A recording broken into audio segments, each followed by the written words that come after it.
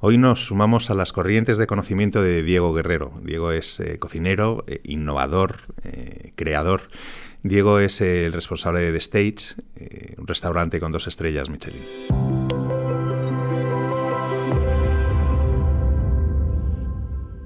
¿Qué tal, Diego? Bienvenido a Knowledge Waves. Genial. Estoy bien. ¿En qué momento surge tu inquietud por la gastronomía? Wow. Pues con 18 años, pero no había inquietud por la gastronomía, había inquietud en general, supongo que por la vida, ¿no? Sí. Mucha incertidumbre, porque con 18 años yo no tenía ni idea de qué quería hacer. Entonces, pues sí, lo he contado muchas veces, yo buscaba una vía de expresión realmente. Era un chaval con mucha imaginación, me gustaba dibujar, me gustaba escribir, me gustaba mucho la música. Entonces todo iba relacionado con la expresión de una manera u otra. Bueno, actuar nunca me llamó la atención, por ejemplo, la actuación y tal, pero casi todo lo que sí me gustaba tenía que ver con la expresión. Entonces, cuando hago selectividad y hay que elegir una carrera, eso, ¿te acuerdas eso de las casillas? No sé si ahora sigue funcionando igual, había que elegir tres opciones. Pues elegí Bellas Artes, periodismo, y en el descarte, la tercera, que no sabía qué elegir, puse cocina. Y justo fue la que mis padres me desaconsejaron. Por varios motivos de peso, claro, porque nunca me había acercado a una sartén, nunca había mostrado un interés de la cocina más allá de comérmela, porque lo de vivir en Euskadi por la gastronomía está muy arraigada, ¿no? Mis abuelas, mis tías, mi madre cocinan muy bien, y porque no tenía ni idea realmente de cómo era la vida de un cocinero, sobre todo en aquella época, ¿no? Entonces me trataban de decirme, bueno, que esto era muy duro, que iba a trabajar muchas horas, que no iba a tener fines de semana, ni que iba a ir en contra del timing de todos mis amigos y que entonces no me iba a gustar. Y supongo que la rebeldía a los 18, lo del apellido supongo que hago honor a él. Y dice que, pues mira, si decís que no, yo digo que sí. Me metí en cocina y me dejaron entrar también. No se opusieron, dijeron, bueno, que se equivoque, que eso me parece un acierto también, por su parte. Y me empecé a encontrar cómodo, empecé a encontrar que era un medio donde no me asustaba el esfuerzo, no es que me encante que me machaquen, pero no me asustaba, no lo llevaba mal, no, la parte del trabajo y de las horas. Y luego empecé a encontrar un lenguaje, sobre todo cuando entré en mis primeras prácticas, que entré en el restaurante de Martín, que por aquel entonces le acaban de dar la primera estrella. Ahora tiene 12, 13, 14, no sé cuántas tiene. Y cuando encontré este lenguaje, ¿no?, de la nueva cocina, de la cocina creativa, dije, coño, si es que aquí puedes contar cosas, además, un poco lo que te dé la gana, ya no es el hecho de que construyes, eres artesano y fabricas lo que luego alguien se va a comer, ¿no? Sino que más allá de eso es que encima te lo puedes inventar, ¿no? Que puedes decidir tú lo que va a pasar en tu escena, ¿no? Y aquello yo creo que me enganchó hasta hoy. Y ahí, efectivamente, hablas de un relato, ¿no? Porque hay un relato. Sí. Cada cocinero tiene su propio relato. ¿Cuál es la filosofía que rige tu cocina? Claro, yo creo que eso va evolucionando. Efectivamente. Lo que nunca ha dejado de ser es una intención de esa expresión, ¿no? De contar cosas que sean más o menos las que a mí me pasan, ¿no? Lo que pasa es que a mí me pasan muchas cosas como a todo ser humano y durante 30 años pues más, ¿no? No eres el mismo con 23 que con 46 o con 18. Entonces supongo que en cada momento he intentado ser fiel a lo que yo era, ¿no?, en ese momento, ¿no? Y luego pues con los años vas evolucionando, vas caminando, vas viviendo, ¿no? Y ahora estamos en un punto donde, pues desde que hicimos The Stage y luego The Speak y la coctelería, con todo lo que vamos haciendo, camina un poco por conquistar nuestra propia libertad, ¿no? Si es que se puede, pero por lo menos acercarnos a ello. O sea que hay honestidad, porque lo que haces es realmente mostrarte a través de tu creación. Sí, incluso con todas nuestras imperfecciones, o sea, es una cocina plagada de defectos. ¿Y cómo abordas el proceso creativo? Pues desde ahí también un poco, desde esa libertad, ¿no? De intentar primero ser diferentes, intentar buscar, muy pretencioso y muy soberbio decir algo que no existe, porque es verdad que es muy difícil y eso todo está ahí, ¿no? Pero sí que esa vocación existe, ¿no? La de intentar decir, bueno, por lo menos que no lo conozcamos nosotros, que sea un camino nuevo para nosotros, y entendemos que si es nuevo para nosotros será nuevo para mucha gente, no para todos, seguro que hay alguien que o lo ha hecho antes o lo ha inventado antes, no lo sé, pero desde luego no sentir que estamos copiando algo o que estamos no siendo lo que nosotros queremos ser, ¿no? Y sobre todo disfrutar mucho de ese camino de la búsqueda, ¿no? Lo de la búsqueda a mí me pone mucho. Y tienes... Pensar eso, que transito sí, por algo que no conozco, ¿no? Sí. Y en ese relato del que hablábamos al principio, que va evolucionando y que dices que tiene mucho que ver también con tu momento vital y con tu evolución como persona, ¿ves esos hitos que han ido transformándote? ¿Los tienes identificados? Yo es que si me... Igual es muy pronto para sincerarse porque llevamos muy pocos minutos, pero así soy, así se me va esto. Yo a veces me siento un poco con el síndrome del impostor en cuanto a la vocación, porque yo no sigo sin tener vocación de cocinero. Pero algo tengo que tener cuando llevo 30 años y me gusta cocinar. Por lo tanto, algo de cocinero de verdad tengo que tener. Pero yo cuando veo a otros compañeros les veo cocineros. Yo a mí no me veo tan cocinero, ¿sabes? Entonces yo creo que eso en un punto he intentado aceptarlo, entenderlo, e incluso convertirlo en una herramienta positiva, ¿no? O sea, quizás eso me esté dando la libertad para abordar y entender la cocina desde otro ángulo, ¿no? No tengo igual esa cadena que me ata a ese sentimiento profundo de ser cocinero como tal, ¿no? Entonces me permite ser otras cosas también. No sentirme 100% cocinero, sino abordar un poco todo desde un plano más holístico, ¿no? Desde todo es todo, ¿no? Realmente no soy solo cocinero, soy más cosas, ¿no? Entonces eso es lo que creo que de alguna manera quizás lo he podido transformar en algo positivo, porque si imagínate la tortura, ¿no? Sentirte que no eres algo que tienes y es lo que te da de comer, lo que te ha llevado hasta donde estás, ¿no? Eres creador, ¿no? Al fin y al cabo. Sí, lo que pasa es que también no me acabo de... Luego me pasa esto también, que no me acabo de encontrar cómodo en ninguna caja, en ninguna etiqueta. Todo me viene grande, pero luego hago lo que hago, ¿sabes? Y digo, si hay un público que te lo compra, por algo será. Pero claro, a mí la palabra creador me viene grande, pero la palabra cocino 100% tampoco me la encajo, la tengo ahí, ¿sabes? Y por ejemplo, o sea, cuando creas un plato, ¿cuáles son para ti las claves? ¿Los sabores, la estética? ¿Cuáles? Nosotros tenemos varios hitos cuando estamos sobre todo esto hay lo tenemos escrito. Tienes un laboratorio, ¿no? Sí, un taller, llámalo laboratorio X, es un lugar donde hemos sacado la creatividad fuera de lo que es el espacio físico del restaurante, porque entendíamos que funcionan a ritmos diferentes. El restaurante tiene un ritmo mucho más rápido, tienes que llegar... Bueno, de hecho, estamos intentando cada vez profesionalizarnos más. Hemos separado la producción del restaurante y hemos separado la creatividad del restaurante. Entonces, el restaurante tiene unos ritmos, la producción tiene otros ritmos y la creatividad tiene otros ritmos. Y por eso hay que darles lugares diferentes, equipos, aunque equipos que estén unidos, pero equipos diferentes, que luego igual los puedes mover para que todo el mundo, lo que te decía un poco esta parte más holística, todo el mundo esté en todos los sitios y sepa, pero sí que tenerlos en el día a día separados, ¿no? Entonces, digamos, ¿cuál era la pregunta exactamente? Lo de la creatividad, de dónde hago, cómo hago. Sí, cuando confeccionas un plato, ¿cuáles son las claves? Los hitos, sí. Mira, nosotros tenemos escrito, de hecho, lo tenemos en una pizarra en The Spot, en el taller, qué queremos o cuáles son los objetivos a los que aspiramos en un plato. Porque no todos los platos igual cumplen esos objetivos. Desde luego el menú sí lo tiene que cumplir, el menú, el global.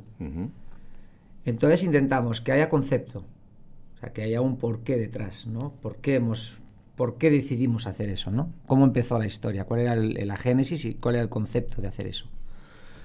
Que haya técnica, que el plato transmita técnica, sea cual sea. A veces serán más vanguardistas, más innovadoras, a veces serán más tradicionales, igual queremos ser radicales con esa tradición, o al revés, todo lo contrario, o buscarte un registro nuevo.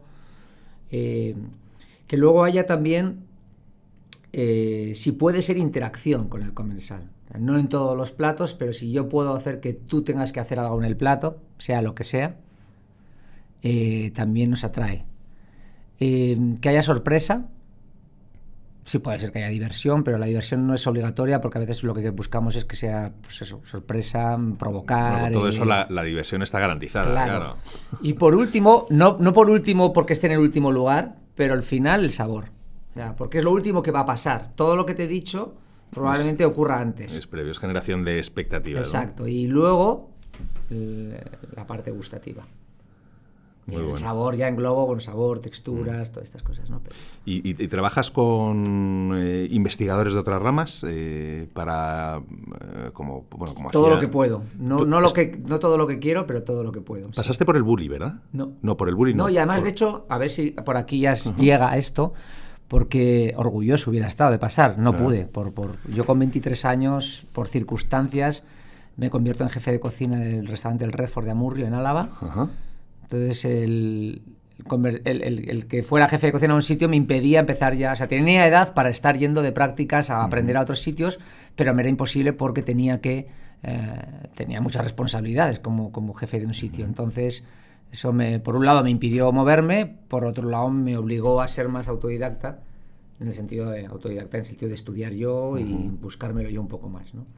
Entonces, lo que sí fui, por eso digo, nunca estuve como tal en un stage, en una temporada en el Bulli. Sí que pude permitirme ir a unos cursos que daba el Bulli en Vic en aquellas épocas, que eran oro molido, era una maravilla, porque era una especie de síntesis después de cada temporada que hacía Ferran y el equipo de Ferran en Vic, que era como darte toda la información, imagínate, de todo su curro en un año. Era densísimo, pero al mismo tiempo súper inspirador. Y pude ir a dos cursos de esos. Y feliz. Lo que pasa que no es verdad, porque a veces en entrevistas o currículum dice que estuve en el Bulli. Ya lo he dicho 1000 veces que no, pero no porque ojalá hubiera estado, ¿no? Pero no pude ir. Pero te sirvió finalmente como fuente de inspiración de algún modo. Bueno, me sigue sirviendo. Sigue sirviendo. Todo el mundo Bulli, Ferran, Albert, Oriol, todos. No solo he tenido la suerte de compartir con ellos, sino que son inspiración pura. Es curioso porque es que se reúne ahí un grupo que hay cierta magia, ¿no? Parece como la generación del 27 en la residencia de estudiantes, ¿no? La mezcla de Buñuel, Dalí y tal. Aquí ocurre en el Bulli, surge un torrente creativo espectacular, ¿no? Que luego lo que te preguntaba es que ellos hacen algo muy novedoso, que es trabajar con científicos, ¿no? Para profundizar en otros aspectos de los alimentos, ¿no? Sí. Que esto es algo que también está haciendo Ángel León, ¿no? Sí, todos los que entiendo que hacen creatividad digamos, de una forma rigurosa, se apoyan en otras disciplinas, sí. Claro. ¿Y tú estás, te ha interesado Sí, nosotros estábamos trabajando con ASTI, nosotros trabajamos con el BCC en el máster de grado, con todos sus alumnos, trabajamos en el propio Despot, el equipo de Despot está formado, las dos cabezas de Despot son un biotecnólogo y un técnico de alimentos, claro. No son cocineros per se realmente, ¿no? Y seguimos, estamos intentando entrar aquí con Madrid, con algunos laboratorios también, y bueno, sí, apoyarnos lógicamente, la parte científica te coloca en otro sitio realmente, claro. Empiezas a ver todos los alimentos y todos los productos que llegan de una manera muy diferente.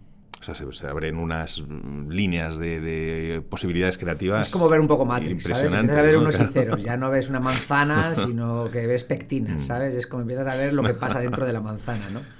Pasa un poco eso. Te vuelves un poco friki en ese sentido porque ya eso, no ves la manzana, ves las pectinas, ¿no? ¿Y cómo es el modelo de negocio? Siempre se ha comentado, ¿no? Que los restaurantes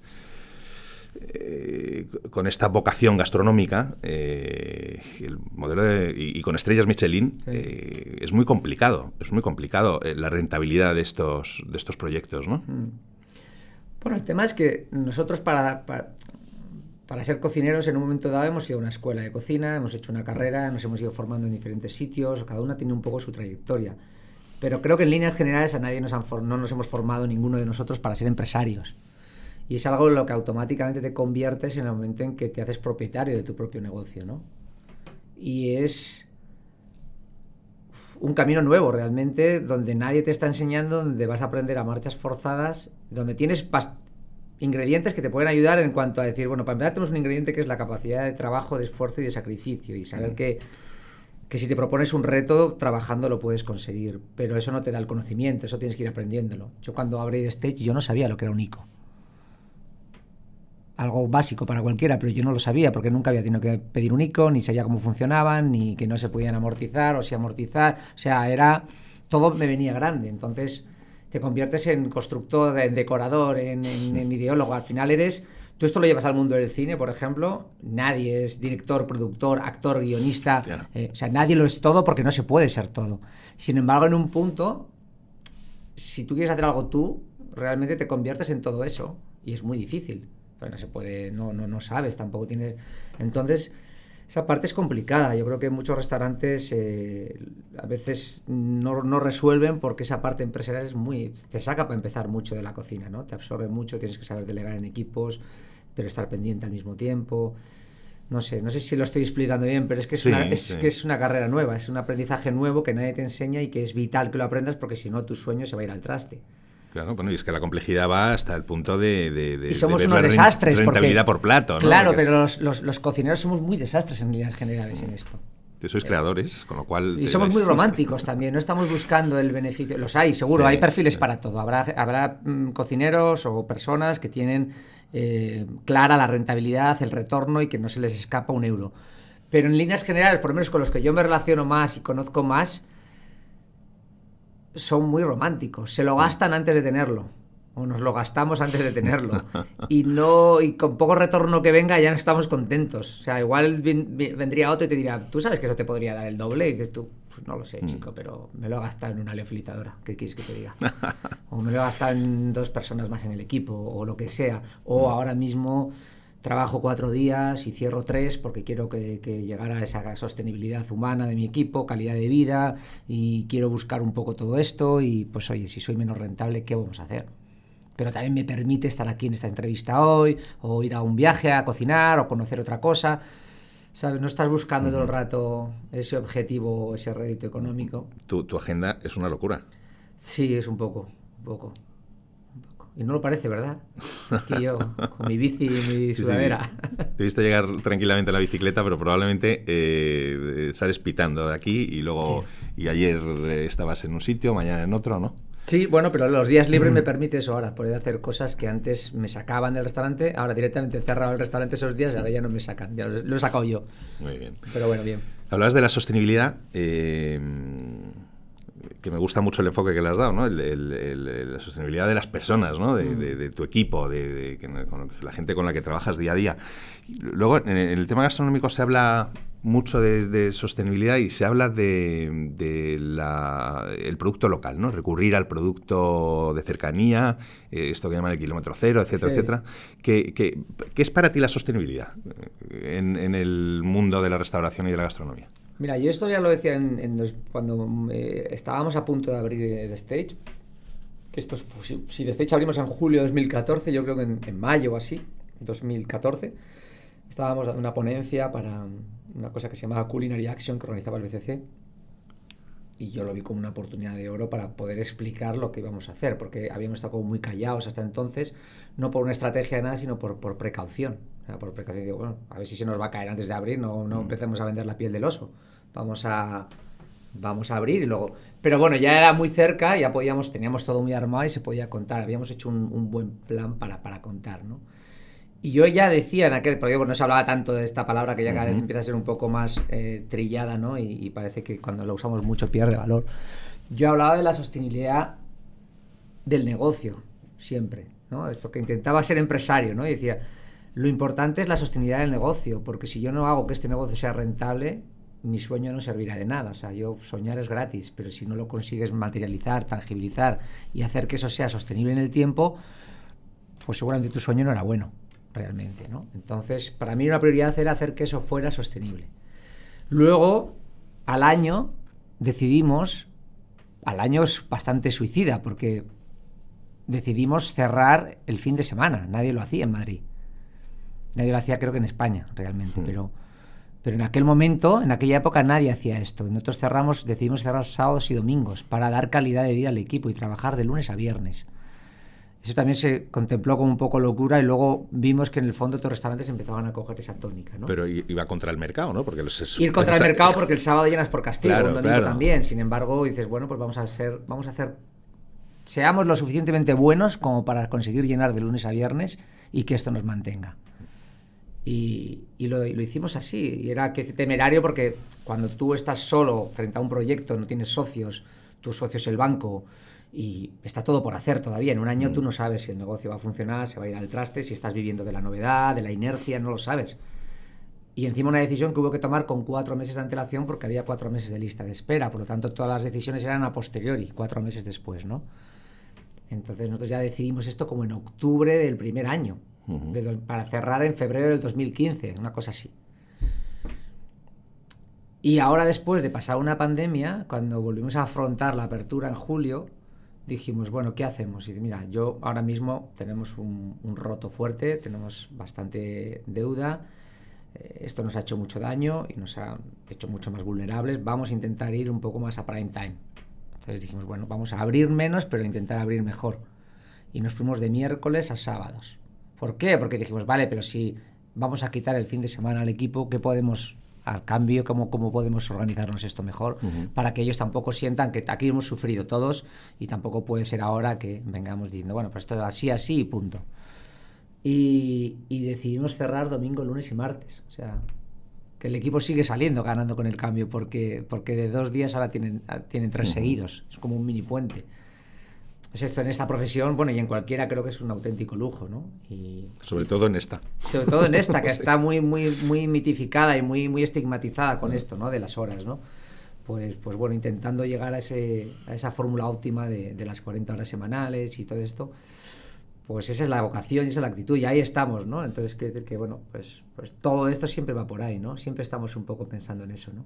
Y luego ya no te olvidas de, cuando hacemos un plato, que te hablaba del concepto y te hablaba del mensaje, que tiene que decir algo, tiene que hablar de algo, siempre intentamos que también pueda hablar de sostenibilidad, de aprovechamiento, pues todas estas cosas, pues también está muy bien, ¿no? Nosotros hemos hecho varios platos, se convirtió en una especie de filosofía, que era como un producto, un plato, ¿no?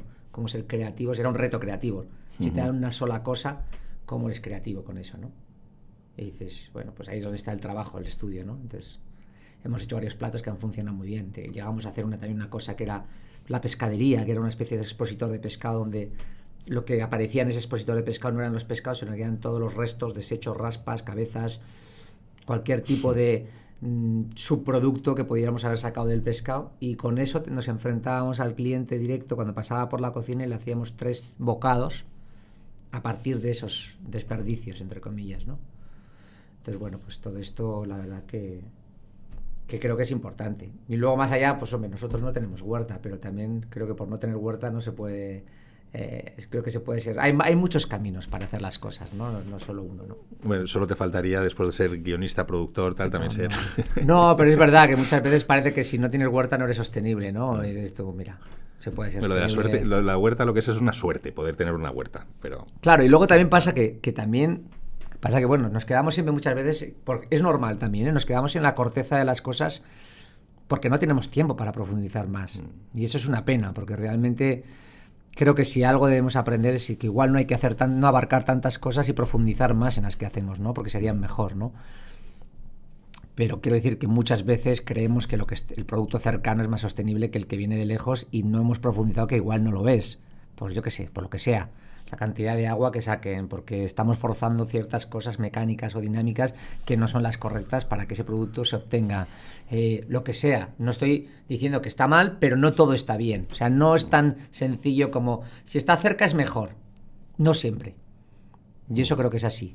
Y lo que pasa es que no rascamos todos lo suficiente como para...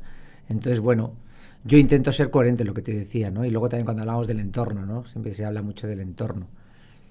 Pues si hablamos del entorno, seamos coherentes. Yo en Madrid lo que tengo delante es un edificio, no tengo asfalto y un edificio a 4 metros de la puerta del stage. No tengo un prado, no tengo el mar, no. Entonces, claro, lo que a mí me provoca cocinar, lo que a mí me evoca son otras cosas. Mi vida es otra cosa. Si quiero ser coherente, pues hombre... Bueno, tienes todo cerca de tu casa, ¿no? Cerca de tu restaurante y los distintos espacios. Sí, está todo en un entorno muy... Sí. Sí, bueno, porque realmente vengo de una ciudad pequeña. Yo creo que esto no se me ha quitado, ¿no? Entonces, yo Madrid lo convierto en algo muy pequeñito para mí. Mi vida es caminando en delantal por el barrio. Pero a mí me gusta, sí. La verdad que es... Sí, venir en bici. Claro, cuando vi que era aquí, dije yo, qué bien, porque llego y luego de aquí voy al curro y está todo cerca, ¿no? Claro. Bueno, y también se construye una relación con ese es el mi entorno, barrio, ¿no? ese es mi kilómetro cero, ¿no? Realmente. Pero yo salir de casa y saludar al electricista, el panadero, claro. Y es verdad, a la librera, o sea, al peluquero, yo todo lo hago ahí y me gusta mucho. Me gusta mucho porque además he elegido un buen sitio, me gusta el barrio donde estoy y estoy muy cómodo ahí. Con todos estos instrumentos de los que hablábamos antes, que tienes a tu disposición, el laboratorio, estos perfiles, toda la experiencia que has ido acumulando a lo largo de todos estos años, ¿cómo concibes hoy en día ya la innovación? ¿O cuáles son para ti las claves de la innovación? Para mí, lo que te decía, yo creo que la innovación tiene mucho que ver con, o por lo menos mirarla en un sentido muy holístico, ¿no? O sea, abordarla desde un punto general, la innovación para todo. O sea, la innovación no es solo aplicable a la tecnología, que siempre normalmente nos lo llevamos a la tecnología. La innovación es aplicable a los equipos. Bueno, innovar es lo que has hecho cambiando los días. Innovar es lo que hice desde que hicimos The Stage, desde que dejamos el Club Ayar, o sea, porque fue una necesidad de innovación, realmente, de cambiar nuestras propias reglas, de salir de esa inercia, de provocar escenarios nuevos, de contarlo de una manera diferente. Todo eso es innovar. Innovar luego en la mecánica, lo que dices tú, en la dinámica, de decidir cerrar o decidir que la interna de tu empresa, de tu proyecto, funcione de una manera diferente. Luego, dentro de esos años, seguir innovando, cambiando lo que te decía, pues segregando, ¿no? Llevándolo a diferentes departamentos. O sea, cómo funcionan las cocinas ahora es muy diferente a cómo funcionaban antes. Antes todos hacíamos de todo sin mirar el reloj, era como una matacaballo. Ahora es ya intentando ser más profesionales, fijándonos mucho en las grandes empresas y aplicándolo al mundo pequeño. Pues eso, vamos a decir, el restaurante funciona de una manera, la producción es otra cosa, tal. Nos permite de repente, tienes que crear jefes de departamento ya de una manera muy diferente. Entonces todo esto es innovar al final, ¿no? Y luego ya, lógicamente, como todo lo nuestro al final parece que tiene que reflejarse en un plato, tú intentas que sea así, pero no todo se ve. Realmente hay muchas cosas que están dentro que uno no las puede ver, ¿no? Las ve cuando... mostrarlo también es innovar, porque muchas veces al cliente eres capaz, al tenerlo todo tan cerca, de mostrarle todo lo que hay detrás, de lo que ellos han vivido, ¿no? Entonces yo creo que esto es importante también, ¿no? Entonces, bueno, tu relación con otras disciplinas artísticas y que te pueden aportar, pues todo eso para mí creo que es innovación, pero eso de una manera mucho más holística, ¿no? Y sin tanta regla y sin tanta aplicación directa, ¿no? ¿Y cómo ves la gastronomía española en el contexto global? Pues es una pregunta difícil porque está muy agitada ahora, ¿no? O sea, porque no hemos salido de una pandemia todavía, aunque ya es como que ya la hemos interiorizado, pero como hemos vivido todo esto en Madrid, por ejemplo, o en Barcelona, o en el País Vasco, o en Andalucía, no tiene nada que ver, o en Valencia. Es que no tiene nada que ver. Entonces, claro, ahora todos estamos reaccionando a lo que hemos vivido en nuestro entorno más cercano. Es como hay dos escenarios. Uno es el que te toca muy de cerca y otro lo que pasa en el mundo, ¿no? Ahora nos afecta, ahora tenemos una guerra de repente. Sí, bueno. Claro, ayer mismo nos han dicho directamente, tenéis un bidón de aceite de girasol por semana. Tú, ostras... O sea, es que es real, que es que todo nos afecta realmente, ¿no? Lógica, es lógico también, ¿no? Pero quiero decir que cada uno vivimos lo que nos pasa en nuestro barrio y luego lo que nos pasa en nuestra ciudad y luego lo que pasa en el país y luego lo que pasa en el mundo. Entonces, comparar esto es complicado. Madrid ha vivido, creo que una suerte en cuanto a que hemos podido estar abiertos, ¿no? Y sin fines dramáticos, quiero decir que nos ha permitido trabajar, que era lo único que queríamos y podíamos hacer, ¿no? Y lo que necesitábamos hacer, que era trabajar, a veces mejor, a veces peor.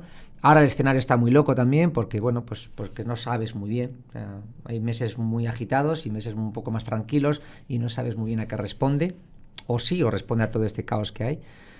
Pero hablas con amigos de Barcelona y dices, bueno, entonces ahora empezamos a resurgir, lo hemos pasado mucho peor, ahora empezamos a levantar la cabeza, ahora empezamos a funcionar, y así con todo un poco, ¿no? O sea, entonces me cuesta ver, sí. Me parece bastante temerario poder decir un juicio de lo que pasa en España a nivel gastronómico general, sí. ¿No? A nivel cualitativo, situarías a España entre una potencia gastronómica, entiendo. Siempre, una de las mejores, sí. Sí, en eso seguimos inquietos, creo que hay mucha creatividad, creo que se hace innovación, creo que hay mucha inquietud, creo que las generaciones que hay detrás hay mucho talento que está pisando fuerte, y creo que hay muy buen caldo de cultivo para lo que hay y lo que viene. ¿Y a qué achacas, por ejemplo, que vayas a otros países y esté todo plagado de restaurantes italianos, pero no haya restaurantes españoles? Por ejemplo, ¿es un problema de promoción de la marca España, de la gastronomía española, o es que es tan diversa la cocina española que no tiene un foco tan marcado como la italiana? Bueno, lo que te decía antes un poco, quizás que somos mejores cocineros que empresarios, ¿no? Hemos sabido hacer algo muy bueno desde aquí y hacer que la gente venga aquí y saber contarlo desde aquí al mundo, pero luego no hemos sido tan buenos sabiendo exportarlo.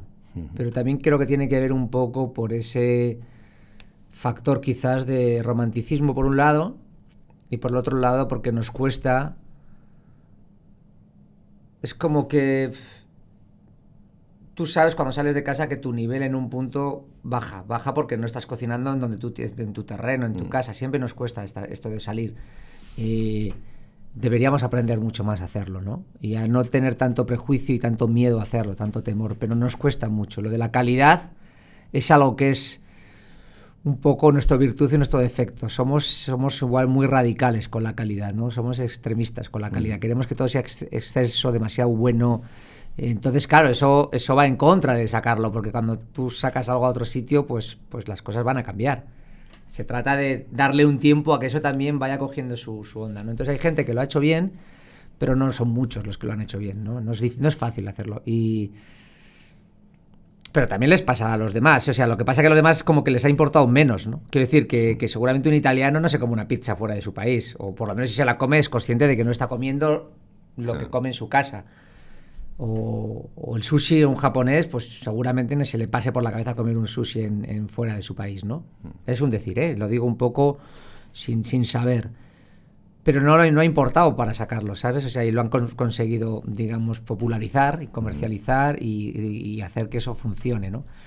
Nosotros nos cuesta, yo creo, esto todavía. Y desde luego tampoco vamos a Alemania a comernos un arroz o a comernos una tortilla de patatas. Es cierto. Hemos estado hablando de las dificultades que han pasado los restaurantes durante la pandemia.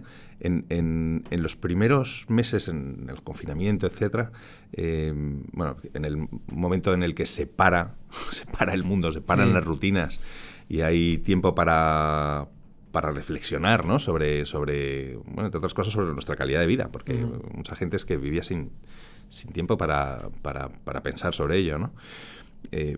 Ese momento de parón, ¿cómo te afectó a ti? ¿A dónde te llegó la reflexión de esos momentos? Bueno, parón, no paramos demasiado realmente, porque al mes estábamos con efectivamente te pusiste a colaborar con la iniciativa de José Andrés y con World Central Kitchen. Entonces, lo que es físicamente parados no estuvimos mucho tiempo. Uh-huh. Es verdad que paramos el restaurante, lógicamente no podíamos abrir, entonces eso se paró. Mira, es que al final lo que pasa es que estaba pasando una pandemia y un drama mundial donde había gente muriendo. Pero por otro lado, si no te tocaba muy cerca esto, para un cocinero eran unas vacaciones de oro realmente, porque era tener tiempo, es lo que dices tú. Nosotros no tenemos tiempo nunca de hacer otra cosa que no sea esto. Nos queda muy poquito tiempo libre. Entonces, de repente yo volví a escribir, volví a dibujar, sin prisa además, o sea, me tiraba una mañana dibujando, sin más expectativa que dibujar, o sea, sin pretender nada. Y de hecho al final luego, pues igual lo publicaba en alguna red social porque me hacía gracia, porque tenía tiempo, pues mira, lo voy a hacer. Y alguna revista me llamó para, oye, nos gustaría publicar esto. Ostras, o sea, de repente pasan estas cosas, ¿no? Escribía, tocaba la guitarra, ayudaba encima, podía salir, o sea, tenía mi parcelita de cocinar y encima para algo que estaba ayudando. Tenía tiempo, es que era eso, tenía tiempo. Y como tuve la gran suerte de no sufrir ningún drama cercano, aunque, bueno, empatizaba con todo lo que estaba pasando e intentaba ayudar, pero realmente en un punto fue... Y lo he hablado con muchos compañeros y tenemos un poco el mismo sentimiento en ese punto, ¿no? Es decir, de repente teníamos tiempo y para nosotros estar en casa con los nuestros era un lujo. Era un lujo. Pero bueno, todo fue también, claro, no fue un día ni dos, esto va mutando. Entonces al principio pues era pues como todos un poco. Al principio un shock, jamás en mi vida había, o sea, era inverosímil, no concebía de que como que cierre mi negocio así, sin más. ¿Y cuándo voy a volver a abrir? ¿Y qué hacemos? Pero claro, estás viendo que se para el mundo entero. Entonces era pues eso, era mucho shock. Luego una vez que ya reaccionas, empezar a ver cómo puedes ayudar. Surge esto de World Central Kitchen y nos podemos poner a ayudar. Y ahí lo llevaba. Y en cuanto, intentando, bueno, ser buen empresario, decir, bueno, ¿cómo mantenemos esto? Enterándote de los ERTES, pues todas estas cosas, ¿no? Intentando gestionarlo lo mejor posible, muy atento a lo que pasaba en el mundo y a las noticias, mucho más que en otros momentos de mi vida, que normalmente leo poco las noticias. Y así hasta que pudimos abrir otra vez, ¿no? Y cuando abrimos, pues volvió a ser otro caos, porque era pues eso, ir viendo qué pasaba, ¿no? Claro. Sujetándote a todas las cierres a las 7, cierres a las 9, cierres a las 11, aforos, distancias, mascarillas, hacerlo todo bien, intentar ser protección, sentido de protección con tu equipo, con un sentido de responsabilidad muy grande, temblando cada vez si alguien tenía un positivo, decir, ¿y ahora qué tengo que hacer? Pero bueno, nada que no le haya pasado a todo hijo de vecino, ¿no? En esta situación, ¿no? Todos teníamos este tipo de sensaciones, yo creo, ¿no? Pues bueno, a pesar de la incertidumbre, esperemos que vengan tiempos mejores. Bueno, ya va mejorando poco a poco. Sí. No sé si recuperaremos lo que era antes de la pandemia en algún momento, pero porque no sé si ya esto ha venido para quedarse, entiendo que sí. Pero desde luego ya, como todo el ser humano, parece que se acostumbra a todo, ¿no? O sea, sí. que ya estamos con esto y aquí estamos haciendo una entrevista y hablando de la vida, ¿no? O sea, que es feliz. No sé, yo creo que hay que ser positivo con lo que venga y ya está. Pues mucha suerte, Diego. Ha sido un placer hablar contigo. Muchas gracias. Gracias a ti.